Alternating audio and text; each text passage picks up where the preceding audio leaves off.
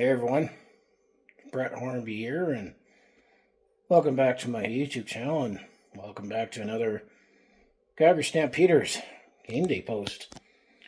We are up to week number 5 in the 2025 CFL regular season, and as the Border Calgary calendar says, it's now July, which also means in this city, the greatest outdoor show on earth, the Calgary Stampede, is about to begin.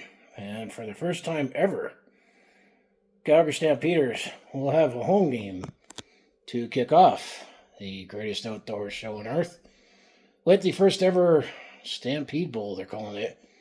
And there'll be a trophy that gets awarded after the game, as the Calgary Stampeders, after they had a bye last week, they'll be back at home taking on the Winnipeg Blue Bombers. It'll be Thursday, July 3rd, 7 p.m. Mountain kickoff at McMahon Stadium, and I'm going to say this is going to be a big challenge for the Calgary Stampeders. I'm going to say the whole month of July will be challenges coming into this game. The Winnipeg Blue Bombers, they are 3-0 on the season. They are second, but Saskatchewan's also 4-0, so also undefeated.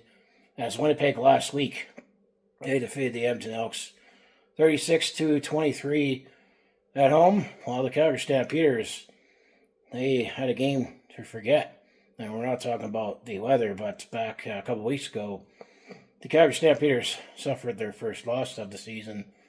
It was on Saturday, June the 21st, as the Calgary Stampeders, they lost 20-12 against the Ottawa RedBlacks in the ugly monsoon that I sat that game out. Interestingly, Calgary and Ottawa, when it comes to the games here in Calgary, Ottawa actually has won the last 4 matchups, so that's something to keep in mind. So I'm anticipating a tough matchup here as Winnipeg, well, they have gone to the last 5 Grey Cups, and so far they are looking like they are wanting to make it 6 in a row and have a chance to win at home this year, as Zach Claros looks rejuvenated, and you always got to worry about Brady Oliveira. I mean, the Calgary Stampeders still have some injuries. I mean, Reggie Vagleton is still out. Just when Antwi lost the backup running back in the game against Ottawa, but not too many player movement from the bye from 2 weeks ago. However, Calgary was not able to finish off some drives against the Ottawa RedBlacks, and they did allow a couple big run plays from Ottawa from 2 weeks ago. So something to work on, and we'll test our defense with Brady Oliveira. However, we counter with Dedrick Mills, and hopefully Vernon Adams Jr. can still continue doing his thing on the ground and finding receivers. Let's say Clark Barnes or David Alford or Jalen Philpott, who's been off to a great start so far this season. So anticipating big matchup with the Stampede Bowl, and this whole month of July is going to be a tough one. I think it's really going to tell where the Calgary Stampeders are at, because after this game, next week, they'll be in Saskatchewan on Friday, July the 11th. That would be a 7 p.m. Mountain kickoff. But if you look at the whole month of July, for the Calgary Stampeders, I mean, I say right now the top 3 teams in the CFL is Winnipeg and Saskatchewan at West, and Montreal East. Well, that's who Calgary plays in July.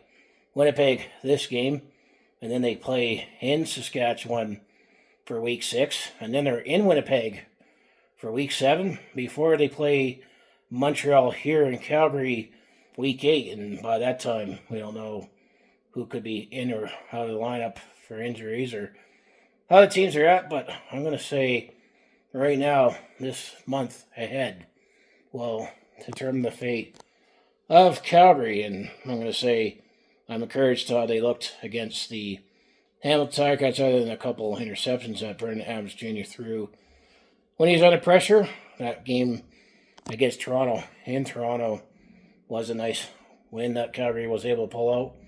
The Ottawa game, I mean, it wasn't pretty, but it wasn't going to be a pretty game with the weather. But we'll see how things go tomorrow with the Stampede Bowl, and hopefully we'll have a good turnout for the attendance. The weather's definitely going to be much, much better, but I'm thinking this team's going to be extra hungry because of the bye week and coming into the bye with a loss. I think they left some points on the table, on the field against Ottawa, despite the crappy weather. So anyway, I want to close out. If you want to follow along with this Calgary sports fans journey, just make sure you hit like, subscribe.